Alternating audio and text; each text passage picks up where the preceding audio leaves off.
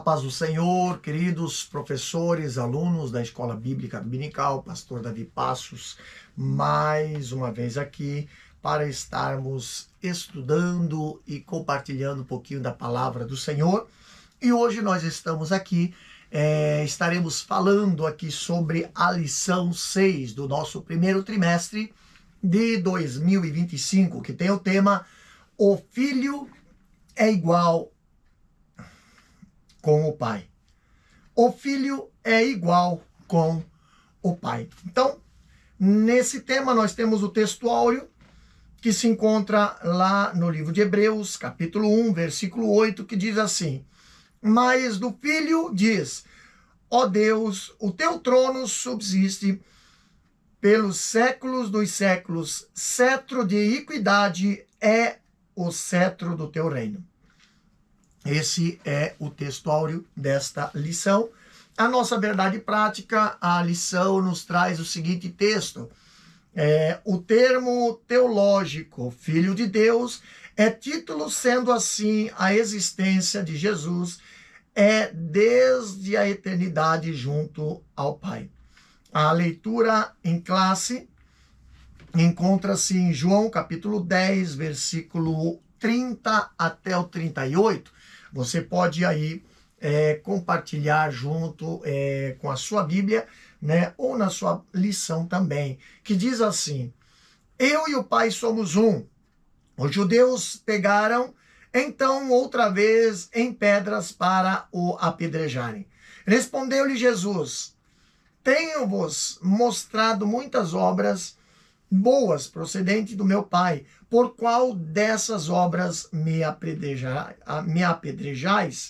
Os judeus respondendo, dizendo-lhe: Não te apedrejamos por alguma obra boa, mas pela blasfêmia, porque sendo tu homem, te fazes Deus a ti mesmo. Respondeu-lhe Jesus: Não está escrito na vossa lei? Eu disse: Sois deuses? Pois se a lei chamou deuses aqueles a quem a palavra de Deus foi dirigida, e a escritura não pode ser anulada. Aquele a quem o Pai santificou e enviou ao mundo, vós dizeis, blasfemas, porque disse, sou filho de Deus. Se não faço as obras de meu Pai, não me acrediteis. Mas se as faço, não credes em mim, credes nas obras, para que conheçais e acrediteis que o Pai está em mim e eu nele. Então, nós temos aqui alguns objetivos para falar sobre este tema, né, nesta lição. E o primeiro objetivo é mostrar a doutrina bíblica da relação entre Deus Pai e o Filho unigênito. O segundo objetivo é refutar biblicamente as heresias do subordinacionismo. Tá? Terceiro objetivo é exemplificar como o subordinacionismo está presente na atualidade. Então, olhando para esse texto, olhando para esse tema, a introdução da nossa lição, ela diz o seguinte: essa porção bíblica do Evangelho de João é uma das mais contundentes em mostrar que o Filho é igual ao Pai.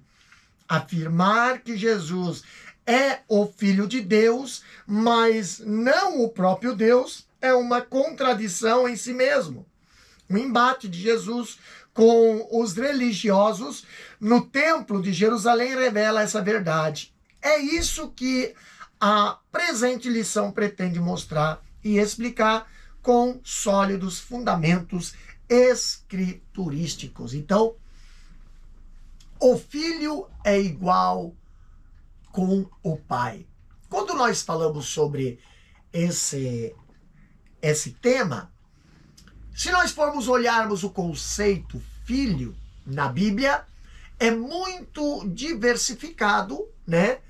E merece atenção específica, né? Atenção especial, principalmente quando aplicando a Jesus o desconhecimento desse assunto e mais o emprego de uma exegese ruim, já levaram muita gente a uma cristologia inadequada. Então, um exemplo clássico disso é visto em Ario, né? E mantido ainda hoje pelas testemunhas de Jeová. Isso se resolve e evita toda a confusão quando se descobre que filho, né, quando se refere a Jesus, é título e não uma descendência. Então, primeiro tópico da nossa lição, ele traz o tema, a doutrina bíblica da relação do filho com o pai. Então, já vemos aqui a ideia de filho. Primeiro ponto aqui nós temos a ideia de filho. Vamos ler aqui para depois estarmos aqui explicando sobre esse ponto aqui. A ideia de filho. O conceito de filho no pensamento judaico implica a igualdade com o pai.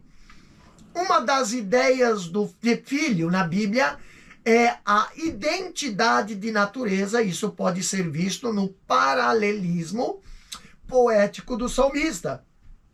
Quem é o homem imortal para que te lembres dele?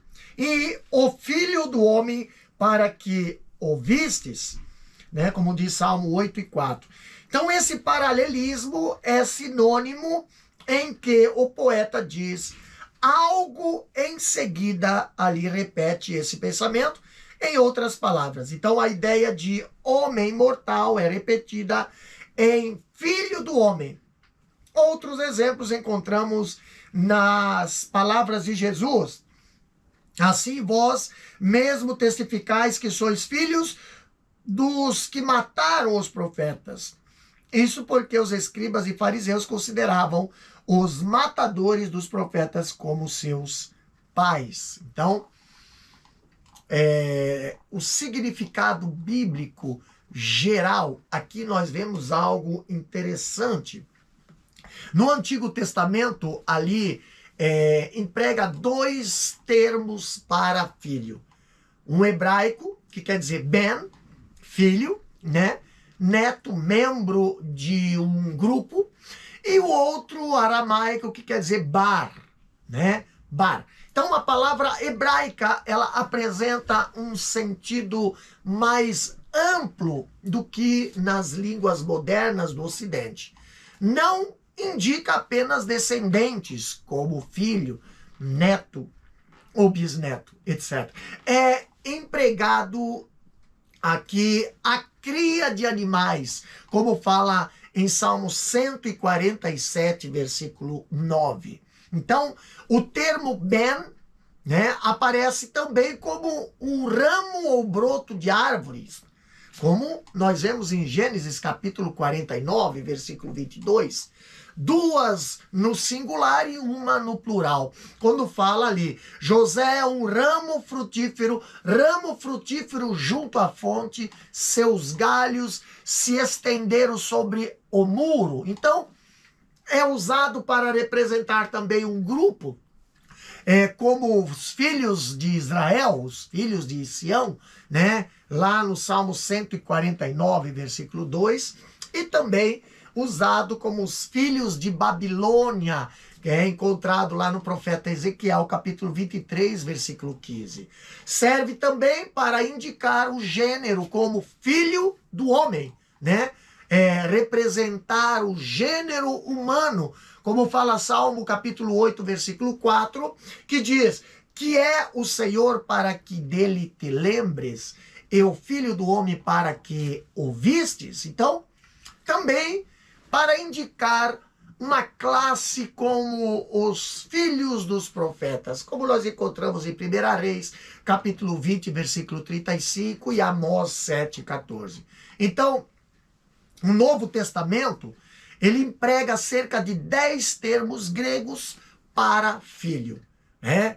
Ruios, que é filho, e que aparece 360 ou 379 vezes, né? E está presente em quase todos os livros do Novo Testamento, exceto o livro de Éfeso, né? De Efésios, nas epístolas pastorais também de Filemon, e em 3ª João e Judas. Em segundo lugar, vem o teknon, né? Teknon, que quer dizer filho, criança. 99 vezes, né, aparece esse termo, né, teknon, que quer dizer filho, criança, né? E em terceiro lugar, o paidion, que quer dizer criança pequena, né? 52 vezes, né, aparece esse termo também no Novo Testamento. Em seguida, pais, criados, criança, filho, né? 24 vezes. Então, a palavra pais, né, que no termo hebraico significa criado, criança, filho, eles aparecem 24 vezes. As demais aparecem de 1 ou 2 vezes. Então, a expressão filho, né, filhos de Deus, que quer dizer Ben Elohim, né, em hebraico, aparece em Gênesis capítulo 6, versículo 2, né, e o versículo 4. Aparece também em Jó capítulo 1, versículo 6, Jó capítulo 2, versículo 1 e Jó capítulo 38, versículo 7, né? Ou Elim, que quer dizer plural de El, né? Deus. Salmos capítulo 29, versículo 1 e Salmos capítulo 89, versículo 6. Traduzido por poderosos, né? Lá na Almeida Revista Corrigida, né? E na Almeida Revista Atualizada traduz por Deus, né? Salmos 29, versículo 1, né? E seres angelicais lá no Salmo 89, versículo 6. Mas a forma aramaica é Bar Elohim, né? Que quer dizer filhos de Deus, como diz Daniel 3:25. Em todas essas passagens, a expressão é de significado incerto. Mas em Gênesis, há os que defendem a ideia de anjos, né? E nós entendemos tratar-se dos descendentes de Sete. Em Jó, uns afirmam que são anjos, outros de humanos tementes a Deus. E também alegam que Deus nunca chamou anjo de filho, pois a qual dos anjos Deus em algum momento disse: você é meu filho, hoje eu te gerei, né? Como fala lá em Hebreus capítulo 1, versículo 5. Então Deus nunca falou isso para os anjos, né? Porém, em Jó capítulo 38, versículo 7, parece retroceder a um período anterior à criação do homem.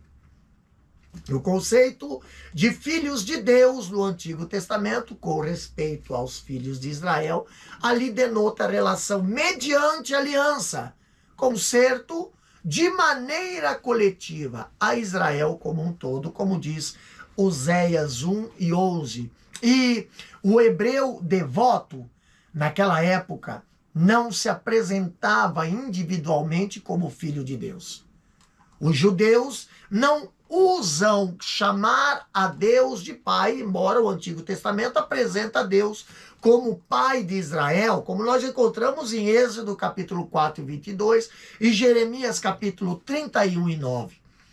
Os muçulmanos prostram-se diante de Alá, sua divindade, como escravos e não como filhos.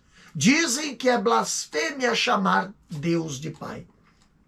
No Novo Testamento, essa filiação é por adoção e é individual, por isso chamamos ou clamamos, né, como diz Romanos capítulo 8, versículo 15, Abba, Pai, né?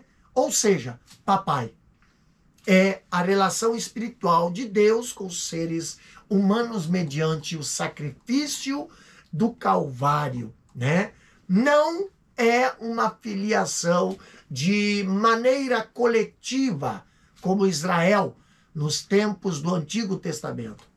Aqui a expressão filho de Deus aplicada a Jesus tem um sentido diferente de quando se aplica a nós. Então temos tal posição por adoção e não se trata de uma questão de substância ou de essência. Tá? Deus, ele concedeu-nos essa posição pelo mérito da obra redentora de Cristo. Então, Gálatas capítulo 4, versículos 5 e 6 diz: a fim de que recebêssemos a adoção de filho. E por que vocês são filhos, Deus enviou o Espírito de seu Filho ao nosso coração, e esse Espírito clama, Abba, Pai. Tá? Então, nós temos aqui, né,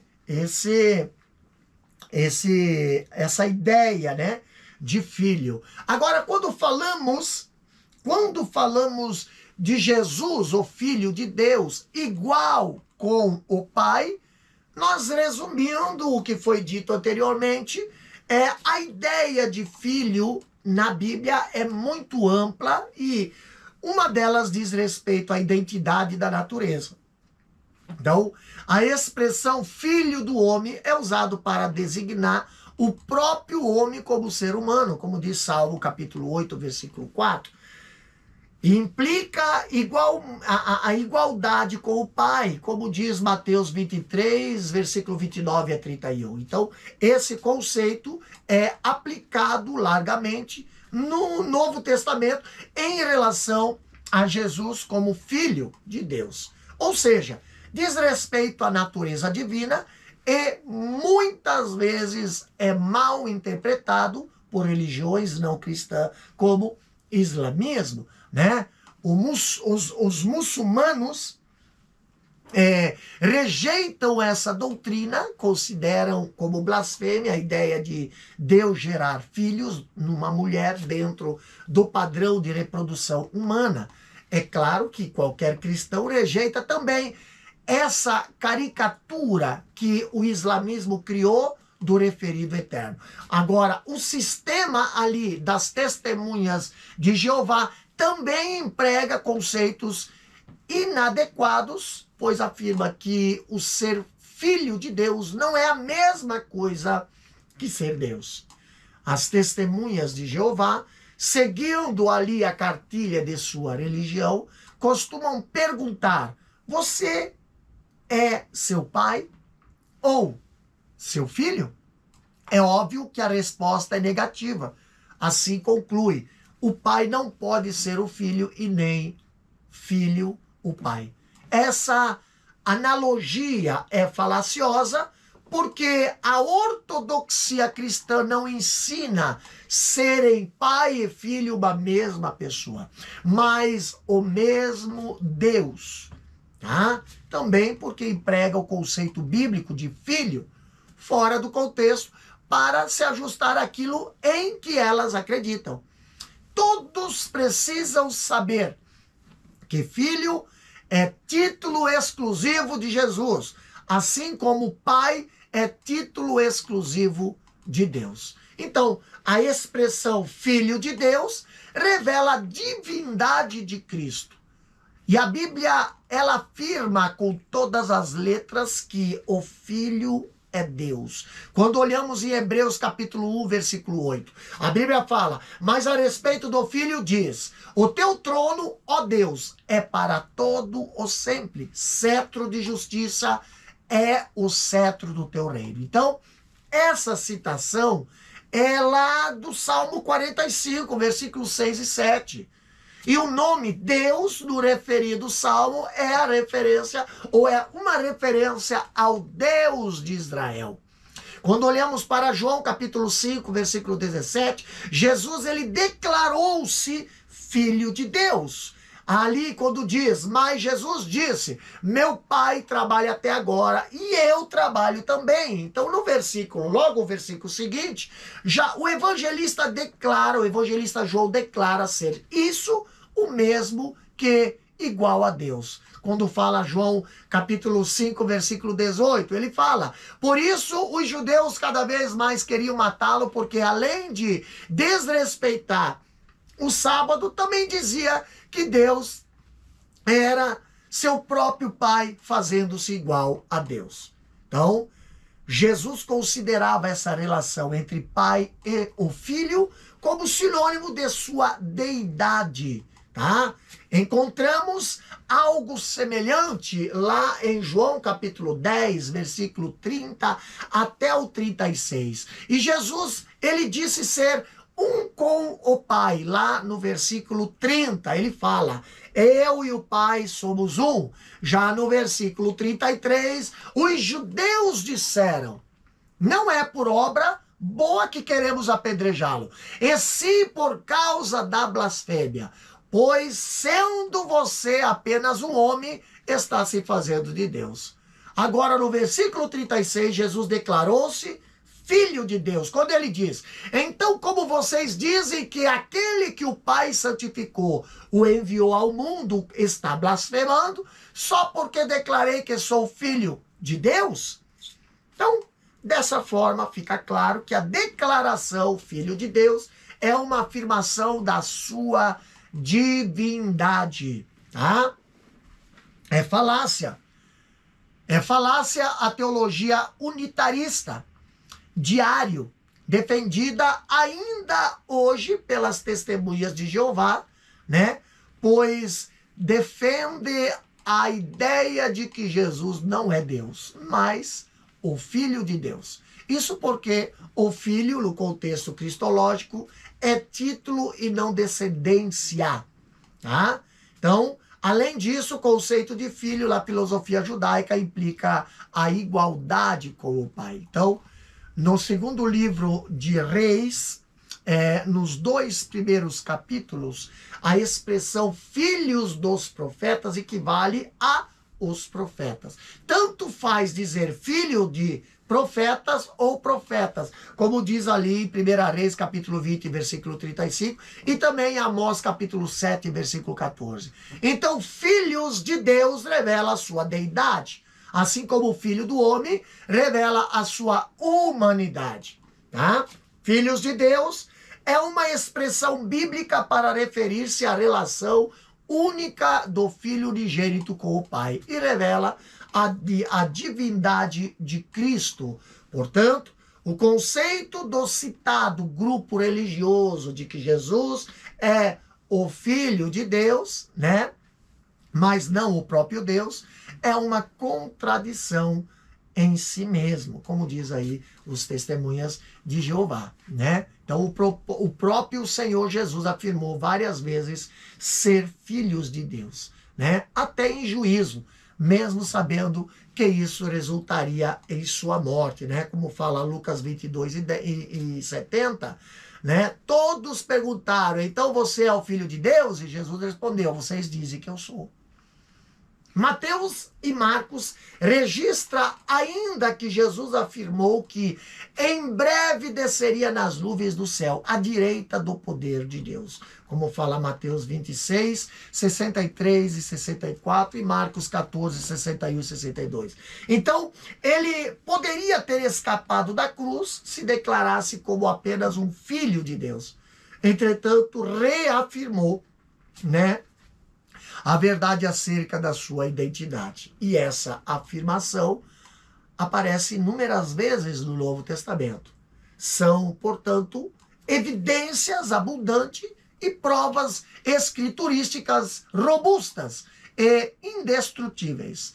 O apóstolo João, ele parece colocar no mesmo bojo os ateus e os que negam ser Jesus, o Filho de Deus. Quando ele diz: negar isso é o mesmo que chamar a Deus de mentiroso, pois é o próprio Deus quem afirma essa verdade, como diz ali em 1 João capítulo 5, versículo 9 a 12. O significado teológico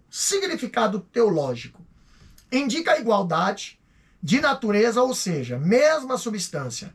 É o que acontece com Jesus. Ele é chamado de Filho de Deus no Novo Testamento porque ele é e veio de Deus. Jesus mesmo disse: eu saí e vim de Deus. Saí do Pai e vindo ao mundo, outra vez debaixo do mundo eu vou para o Pai. outra vez deixo o mundo e vou para o Pai. Quando Jesus declarou, meu Pai trabalha até agora e eu trabalho também, estava declarando que Deus é seu Pai. No entanto, os seus interlocutores entenderam com clareza meridiana que Jesus estava reafirmando a sua deidade, pois dizia que Deus era seu próprio Pai, fazendo-se igual a Deus. Agora, falando do Filho de Deus. O Filho é Deus. Olha o que a nossa lição nos apresenta. O Filho de Deus é uma expressão bíblica para referir-se à relação única do Filho unigênito com o Pai. A expressão Filho de Deus revela a divindade de Cristo. Essa verdade está mais clara na Bíblia que o sol do meio-dia. Por isso, é estranho como pode haver tantos debates sobre o tema. O texto sagrado, mas do Filho diz, o Deus, o teu trono subsiste pelos séculos dos séculos, cetro de iniquidade e o cetro do teu reino. É o mais crucial, pois é uma citação direta do Salmo 45, né? É importante prestar melhor atenção aquelas passagens conhecidas dos crentes. O teu trono, ó Deus, é eterno e perpétuo. O cetro do teu reino é o cetro de equidade. Tu amas a justiça e aborrece a impiedade. Por isso, Deus, ó teu Deus, o teu Deus te ungiu com óleo de alegria, mais do que a teus companheiros. Que história é essa que o Deus do versículo 7 está ungindo o Deus do versículo 6? Isso tem intrigado alguns rabinos desde a antiguidade. Mas a Epístola aos Hebreus traz a explicação e revela que Deus, nessa passagem, é uma referência a Jesus. A explicação está em Hebreus capítulo 1, versículo 8, e trata-se do relacionamento entre o Pai e o Filho, e que a unidade de Deus é plural. Então, quando falamos aqui do Filho, da filiação, o Filho unigênito, né? Essa expressão, Filho unigênito, revela a divindade de Cristo. E o adjetivo aqui, unigênito, quer dizer monogenes, que provém de dois vocábulos gregos, mono, que quer dizer único, e só, o solitário, e genes, né, que apresenta duas possibilidades. Primeiro, né, parece vir de gênia, né, genae, genal, que quer dizer gerar, dar à luz, produzir. Então, por causa disso, há ainda quem afirma que o gen, ou falando melhor, o gen, né, ou genes, né, provém de genal, que nesse caso, tal palavra significaria único gerado, como sugere a expressão inglesa, né, only begotten, né, então, usada nas suas principais versões da Bíblia nessa língua. A segunda possibilidade, que parece receber apoio em todo o contexto bíblico, é o substantivo genus, ou genus, né? Raça, cepo, tipo, nação, linhagem, espécie ou classe, de onde provém o gen, né? Da genética responsável pela transmissão dos caracteres dos pais para os filhos. Então, o termo unigênito só aparece 9 vezes no Novo Testamento. 3 no Evangelho de Lucas. Lá, quando vimos lá no capítulo 7, versículo 12, ali fala o filho único de uma viúva. Já no capítulo 8, versículo 42 de Lucas fala a única filha, ou a filha única, né? Também no capítulo 9, versículo 38, fala meu filho, porque é o único que tem. Então, uma vez que em Hebreus, referindo-se a Isaac, né, Hebreus capítulo 11, versículo 17, fala: estava a ponto de sacrificar o seu único filho, ou oferecendo seu unigênito, como fala a tradução brasileira, ou na Almeida Revista Corrigida, fala ofereceu o seu unigênito, ou na Almeida Revista Atualizada, sacrificar o seu unigênito. As outras 5 vezes nos escritos joaninos, sendo todas elas referindo-se a Jesus, né? Como vemos ali, referindo-se a Jesus lá em João capítulo 1, versículo 14, que fala a glória como do unigênito do Pai. João capítulo 1 e 18 fala o Deus unigênito que está junto do Pai. Também João 3, 16 e 18 fala do Deus, seu Filho unigênito. E no 18, no nome do unigênito Filho de Deus. E também 1 João capítulo 4 e 9 fala também em haver Deus enviado seu Filho unigênito ao mundo. Então, na Septuaginta, a Septuaginta, ela traduziu a palavra hebraica Yahid, né, que traz a ideia de solitário, isolado, por monógenes, né, do Salmo 22, versículo 20, tá? Também no capítulo 21 e 21. Então, predileta na tradução brasileira e na atualizada Revista Corrigida, né? Na Almeida Revista Corrigida, solitário, lá em Salmo 25 e 26. 25 e 16. Não havendo ideia de gerar, né? Isaac é chamado de unigênito de Abraão, como fala em Hebreus capítulo 11, versículo 17. E a Bíblia, ela diz que Abraão gerou também Ismael, né, em Gênesis 25 e 12. E teve mais filhos com Quetúria, lá em 25 e 1 e 2. Então isso mostra que a palavra reflete a ideia de natureza, caráter, tipo, e não de geração, tá? Unigênito significa o único da espécie, único do tipo.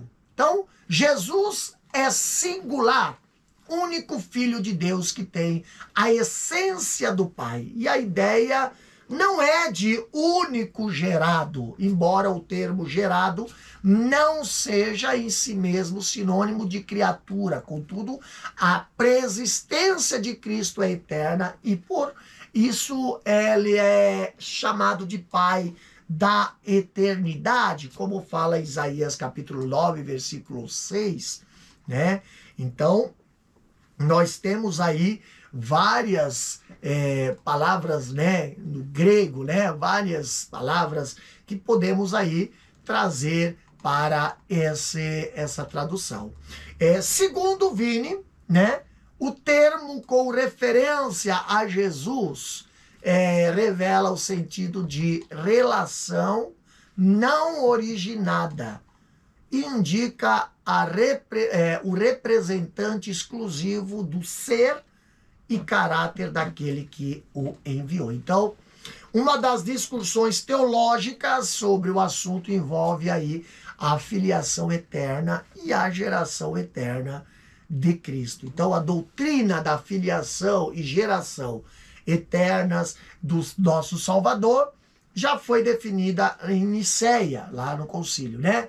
É um debate essencialmente teológico, mas lembrando que talvez, ou fazer teologia significa estudar a mensagem bíblica, considerando as questões culturais do momento e a filosofia.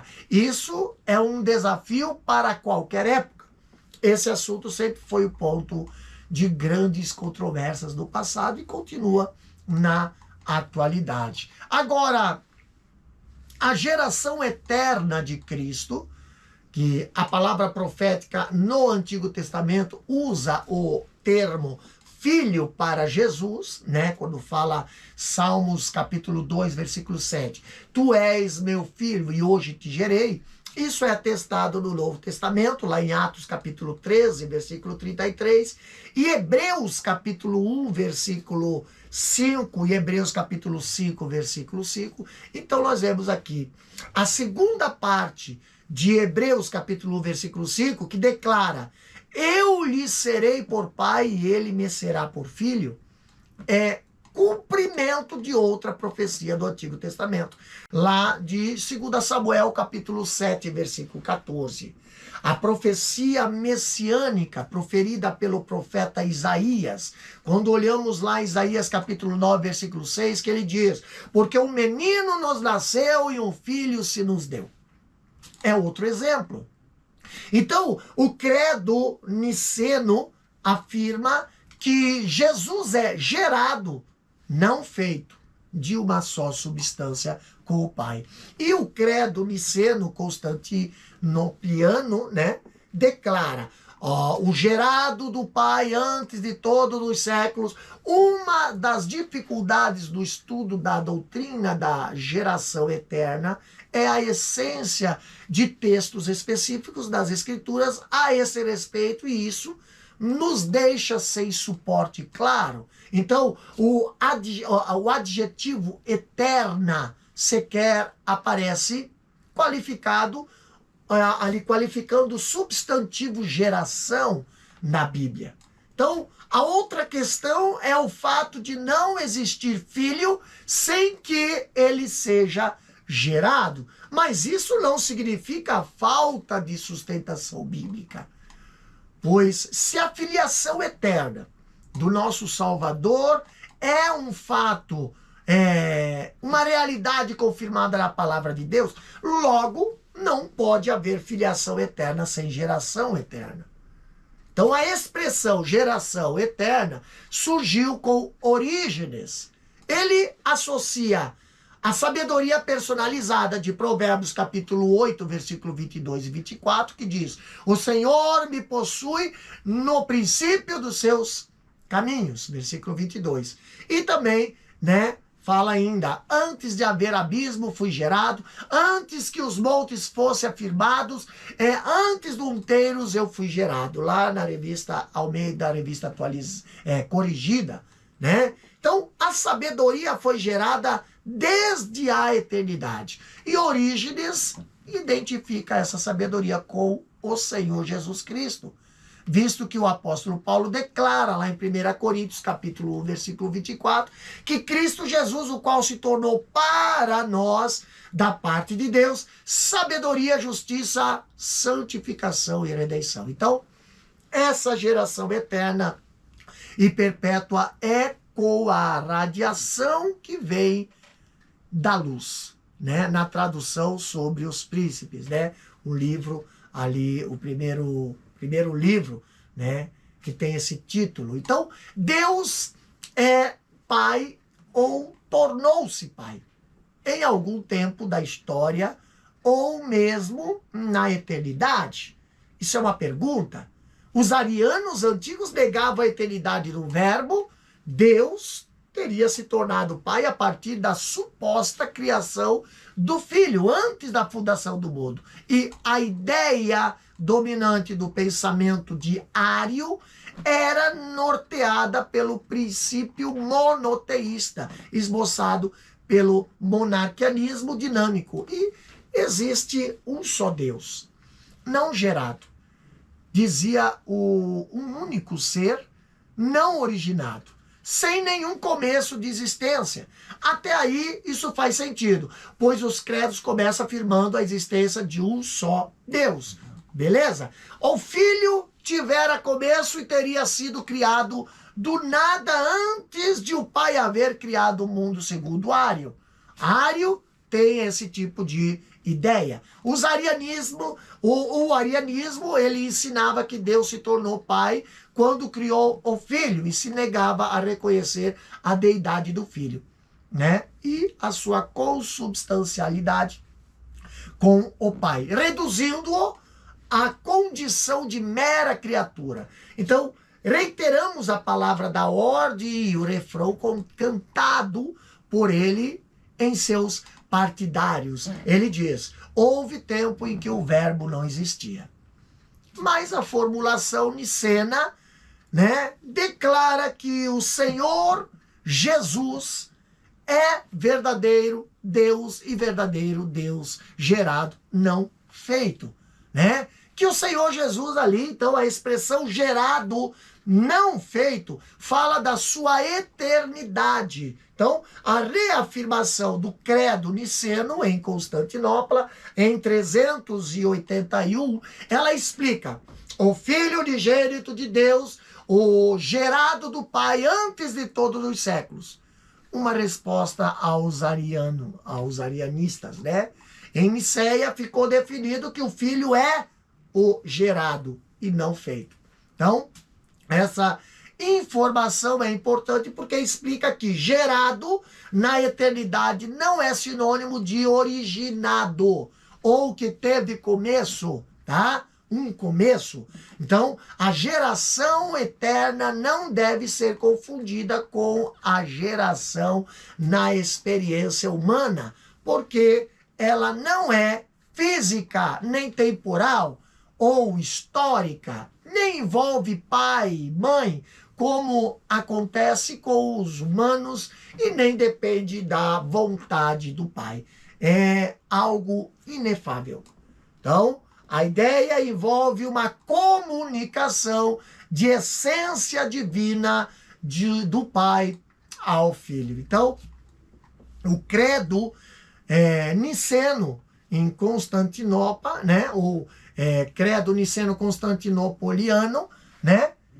O napolitano é uma reafirmação ampliada da fórmula nicena e vincula a geração eterna de Jesus ao termo unigênito. Então, o Senhor Jesus, o Filho unigênito de Deus, o gerado do Pai antes de todos os séculos. Isso não deixa dúvida sobre a geração eterna, pois em Niceia diz apenas gerado, não feito. Expressão que não ficou muito clara, tá?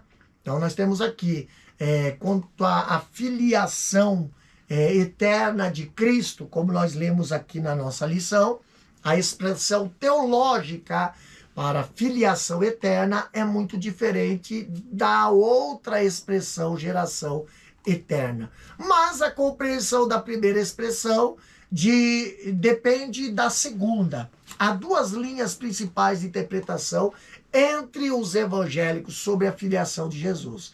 Ambas reconhecem a eternidade de Cristo e a sua deidade absoluta. Alguns expositores, eles afirmam que o Logos, a palavra, o verbo, é eterno, que se tornou filho na encarnação. Outros acreditam que Jesus já era o Filho de Deus desde a eternidade.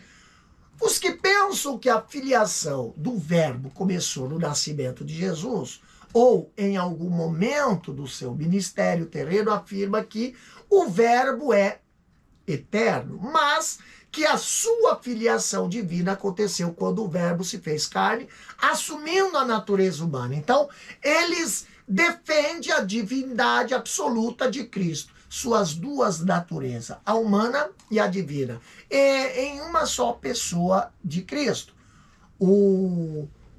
A unio personalis, né? Conforme formulação calcedônia ali de 451. Então, perguntamos, Deus é Pai desde a eternidade ou tornou-se Pai a partir da encarnação do Verbo? E a resposta é essa. A geração eterna do Filho é ensinada antes, durante e depois de Niceia. Tertuliano, ele escreveu, visto que foi gerado antes de todas as eras, o unigênito, porque somente ele foi gerado de Deus numa maneira peculiar, a si mesmo, do ventre do seu próprio coração. Ele cita Salmo 45, versículo 1, com base de sua declaração. E o interessante é que Atanásio também criou esse mesmo salmo, né? ali, olha só, para explicar a geração do filho, né? No seu livro Contra os Arianos, né? Então, ele disse ainda, o pai não seria chamado pai, nem o seria se não existisse o filho. Isso em resposta aos arianistas, né? Então, ele diz ali no livro Contra os Arianos, né?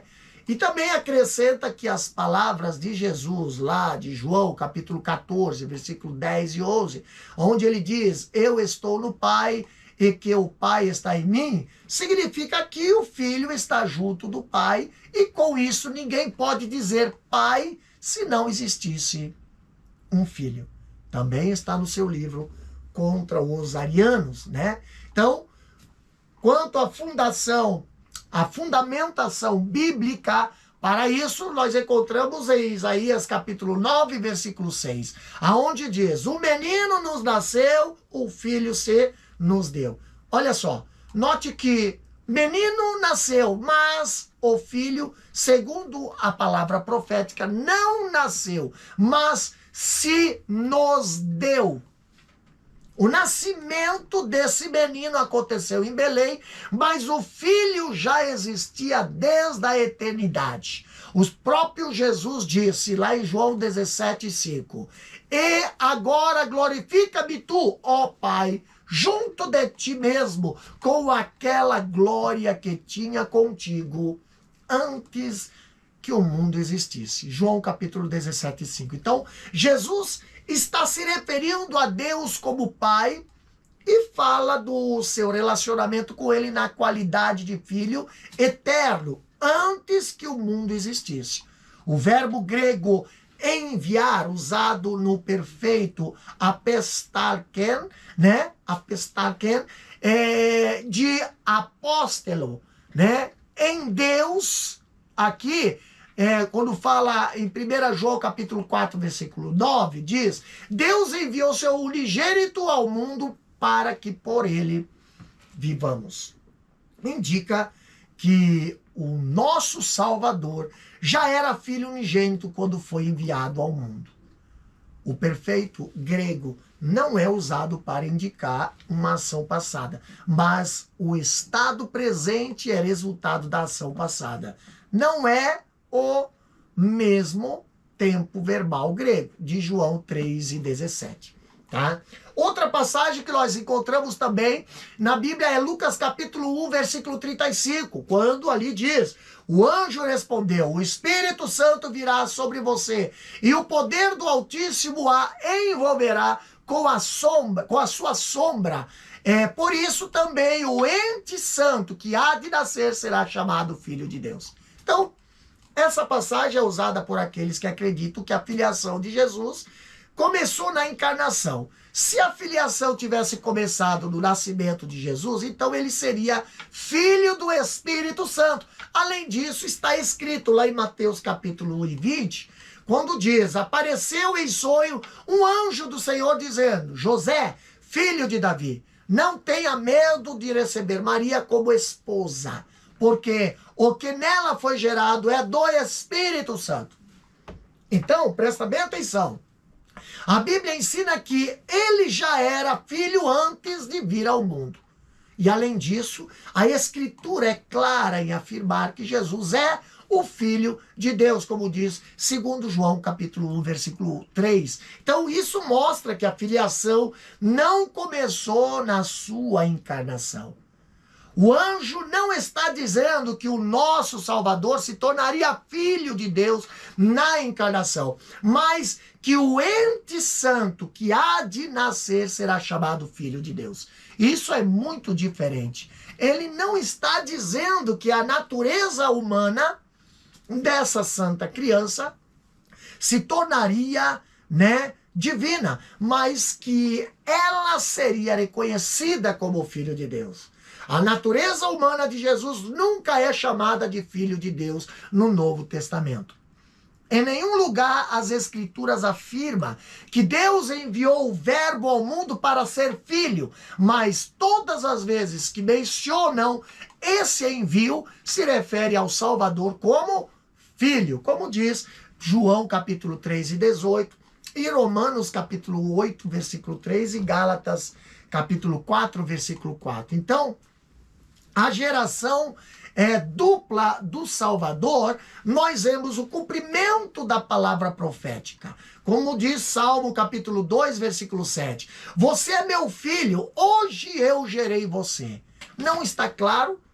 Pois se pode aplicar ao batismo de Jesus, né? Como diz em Mateus capítulo 3 e 17, Marcos 1 e 11, Lucas capítulo 3 e 22, ou ainda a sua ressurreição, né?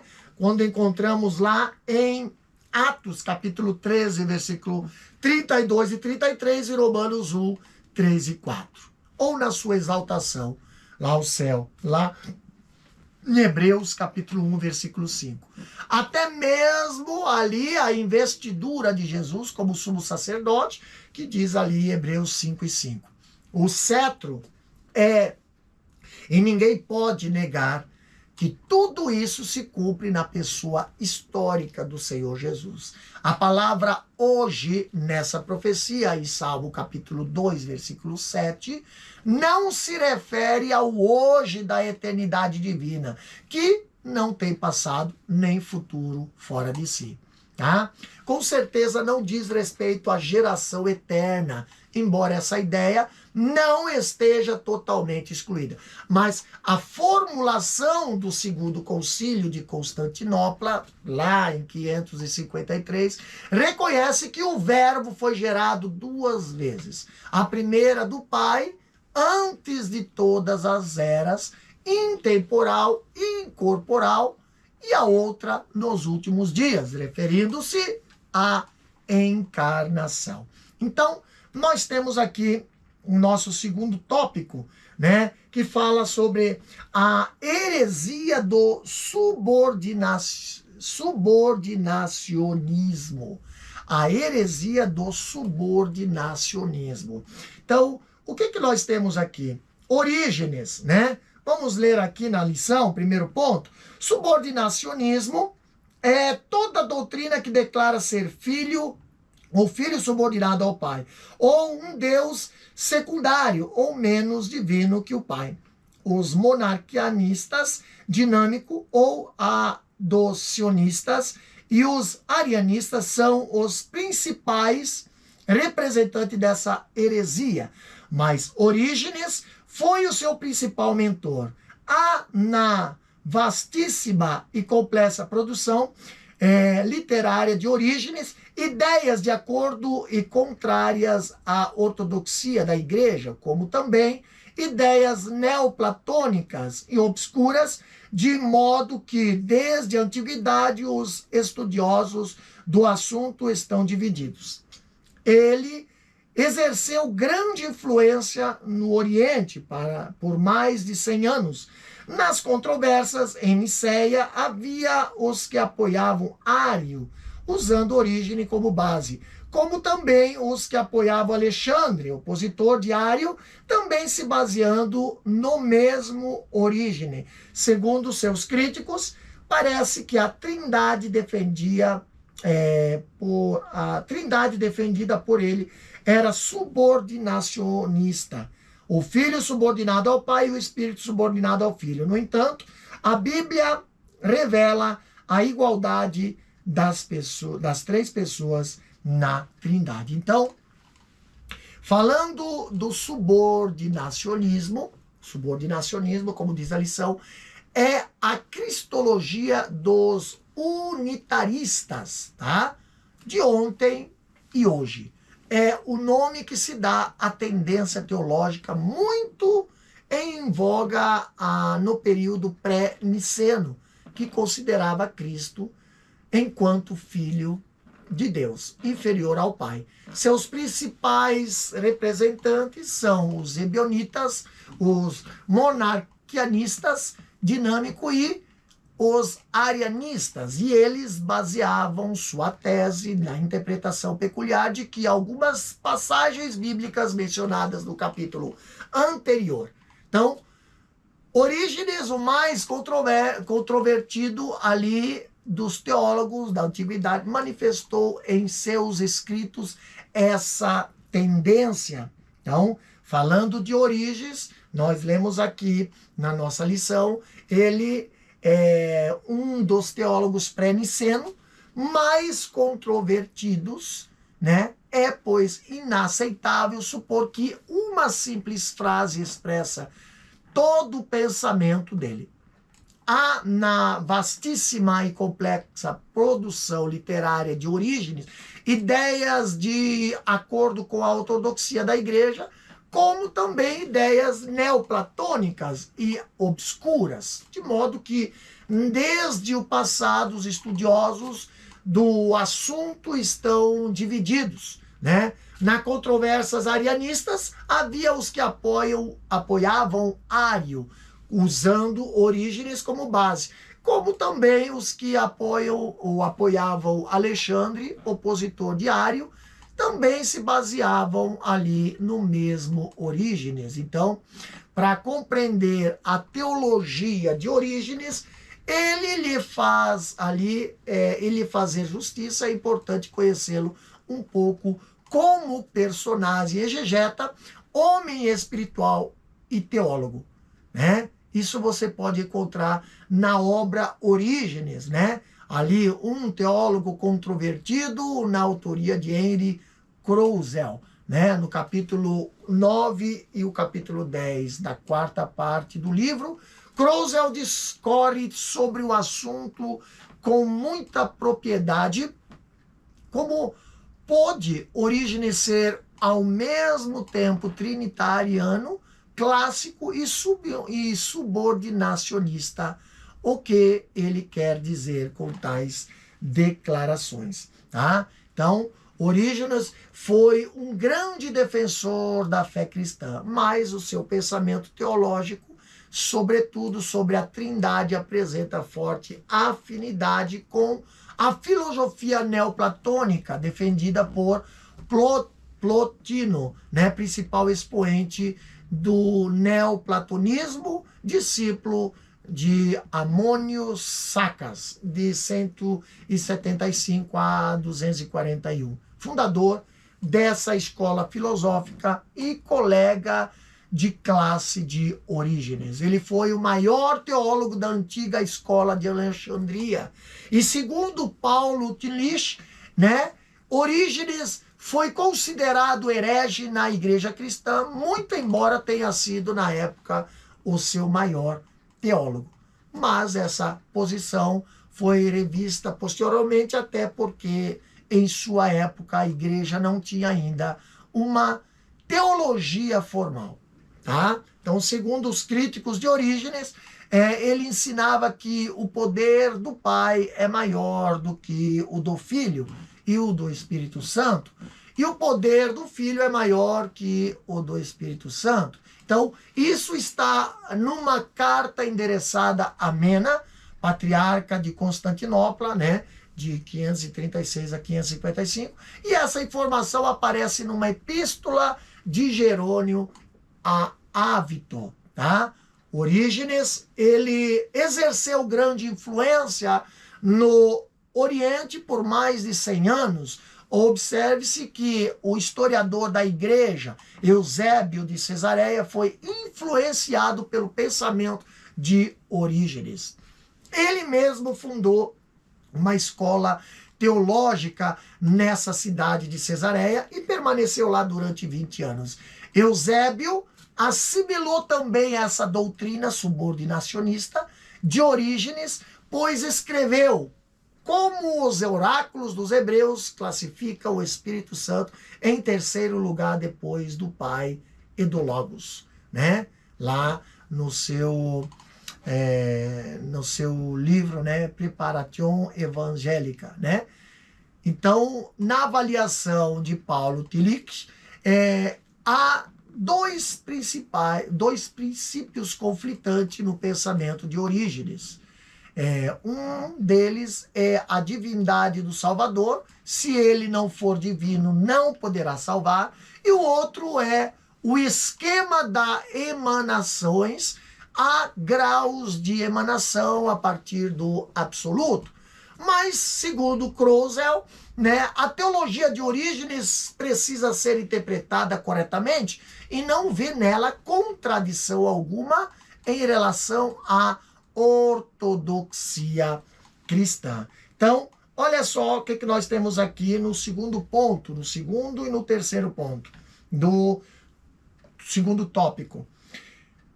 No período pré-niceno, o subordinacionismo foi no século II e III uma tentativa ainda equivocada de preservar o monoteísmo, mas que negou a divindade absoluta de Jesus. Seus expoentes consideravam Cristo como Filho de Deus, inferior ao Pai.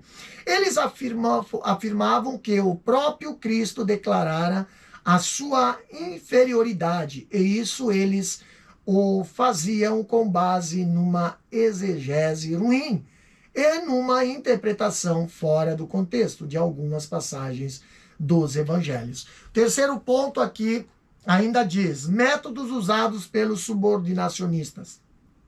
Já estudamos até agora o ensino bíblico sobre Jesus como verdadeiro homem e ao mesmo tempo verdadeiro Deus. Somente ele é assim e ninguém mais no céu e na terra possui essa característica. No entanto, os subordinacionistas pensam as escrituras aqui e ali, se utilizando das passagens do Novo Testamento que apresentam o Senhor Jesus como homem e descartam e desconsideram as que afirmam ser Jesus, o Deus igual ao Pai. Então, nós temos aqui, né, esse segundo tópico, né? Terceiro tópico, nós temos o título: como o subordinacionismo se apresenta hoje. Vamos ler aqui. Primeiro ponto diz: no contexto islâmico, o islamismo não considera Jesus como Filho de Deus, mas como Messias e profeta, e coloca Maomé acima dele. Nenhum cristão tem dificuldade em detectar o erro da doutrina. O Alcorão afirma que é blasfema dizer que Jesus é o Filho de Deus, isso com base numa péssima interpretação, pois significaria uma relação íntima conjugal entre Jesus e Maria, entre Deus e Maria. O mais grave é que seus líderes afirmam que os cristãos pregam esse absurdo. Lamentamos dizer que até mesmo Satanás e os seus demônios reconhecem que Jesus é o Filho de Deus Altíssimo. A expressão Filho de Deus no Novo Testamento significa a sua origem, a sua identidade, e não segue o mesmo padrão de reprodução humana. Jesus foi concebido pelo Espírito Santo. Então, o principal movimento religioso da expressão em nossos dias, né, o pensamento arianista, e assume publicamente suas ideias subordinacionistas dos antigos unitaristas, são as testemunhas de Jeová. Vamos falar aqui sobre as testemunhas de Jeová. No segundo ponto fala aqui sobre as testemunhas de Jeová. O movimento das testemunhas de Jeová. Lá, acompanha aí na sua lição, é muito importante você saber disso. Estes confessam publicamente que crê na existência de vários deuses. O Deus Todo-Poderoso, Jeová, depois o Deus Poderoso, Jesus, e em seguida outros deuses menores, incluindo bons e maus. Mas a fé cristã não admite a existência de outros deuses. É verdade que a Bíblia faz menção de deuses falsos.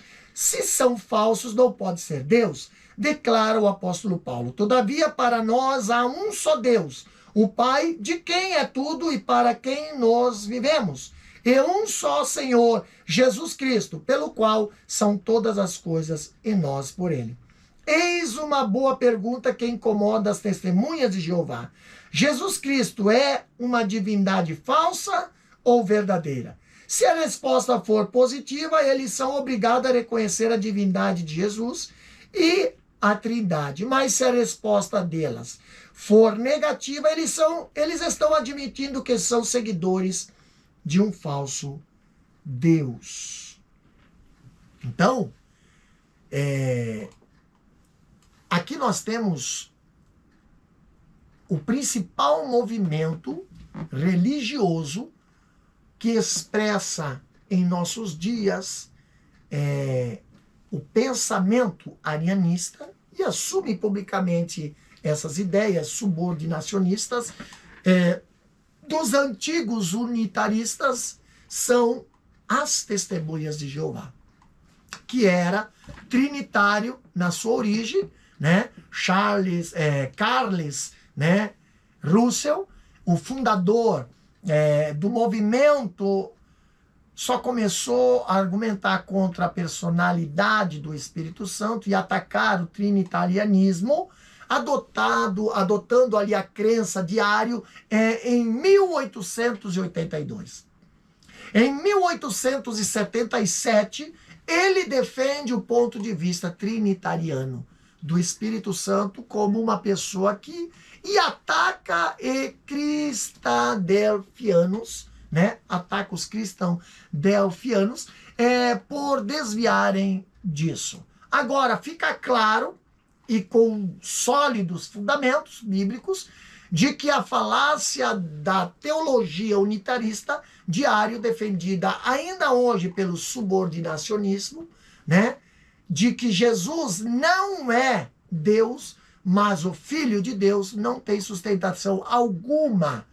O conceito de pai e filho na divindade não deve ser confundido com o processo de reprodução humana e nem no relacionamento pai-filho numa família entre os humanos. Então, quando o termo filho se refere a Jesus como filho de Deus, significa sua igualdade ao pai, ou seja, que ambos são da mesma essência, tá? Então, está aí essa grande aula, né? Esse grande estudo de esclarecimento. Vamos para a nossa conclusão? O termo filho em relação a Jesus tem sido assumido de assunto de debate teológico desde o período dos pais da igreja. A interpretação bíblica que se faz Jesus é filho unigênito não porque foi gerado, mas sim porque é da mesma substância do Pai. Amém? Vamos para o questionário, revisando o conteúdo. A primeira questão diz o seguinte: por que Jesus é chamado Filho de Deus no Novo Testamento? Resposta: Jesus é chamado Filho de Deus no Novo Testamento porque ele é Deus e veio de Deus. Segunda questão diz o seguinte: o que revela a expressão Filho de Deus em relação a Jesus? Resposta: a expressão Filho de Deus revela a divindade de Cristo. Terceira questão: o que é subordinacionismo? Resposta: o subordinacionismo é toda doutrina que declara ser o filho subordinado ao pai, ou um Deus secundário ou menos divino que o pai. Quarta questão: por que o Alcorão afirma que é blasfema dizer que Jesus é o Filho de Deus? Resposta: o Alcorão afirma que é blasfêmia dizer que Jesus é o Filho de Deus, isso com base numa péssima interpretação, pois significaria uma relação íntima conjugal entre Deus e Maria. Quinta e última questão: qual a pergunta que incomoda as testemunhas de Jeová? Resposta: eis uma boa pergunta que incomoda as testemunhas de Jeová. Jesus Cristo é uma divindade falsa ou verdadeira? Então, assim, nós terminamos mais uma aula, mais um estudo, né? A sexta lição do nosso primeiro trimestre de 2025.